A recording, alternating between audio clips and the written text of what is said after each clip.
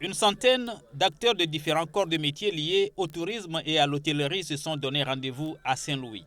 Il a été question dans cette ville mythique, 3 fois centenaire située à 270 km au nord de Dakar, la capitale sénégalaise, des travaux du premier forum consacré à l'art de recevoir dans le secteur de l'hôtellerie dénommé Hostelia.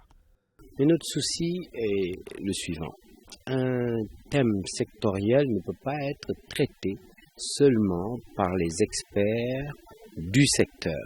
Nous avons souhaité ouvrir les débats, les discussions à des créateurs, des artistes, des consommateurs, des politiques, des non-politiques, des entrepreneurs, bref, à des représentants de notre société tout simplement. Et nous avons échangé librement.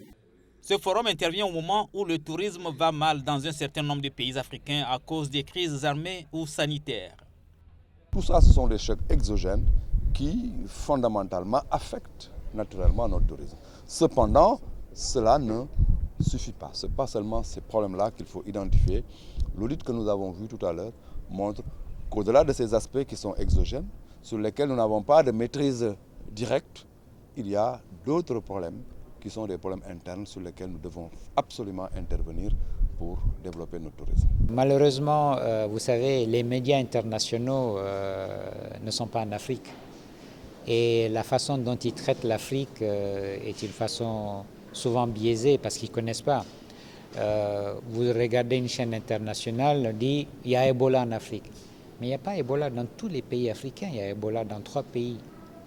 Mais on dit il y a Ebola en Afrique. Du coup, nous on l'a senti sur les marchés où nous sommes, même si c'est des pays où il n'y a pas Ebola. Par exemple, ici, le Sénégal a souffert d'Ebola.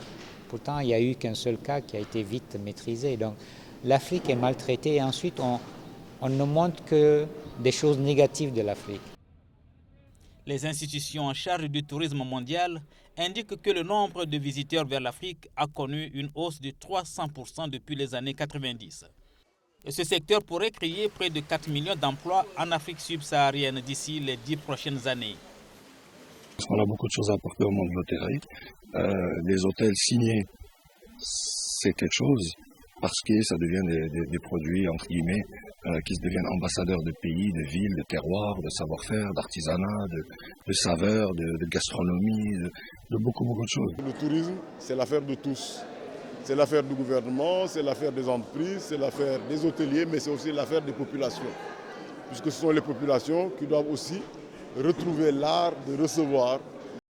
Selon la Banque mondiale, l'Afrique est une destination de taille que visiteront annuellement 110 millions de touristes d'ici à 2030.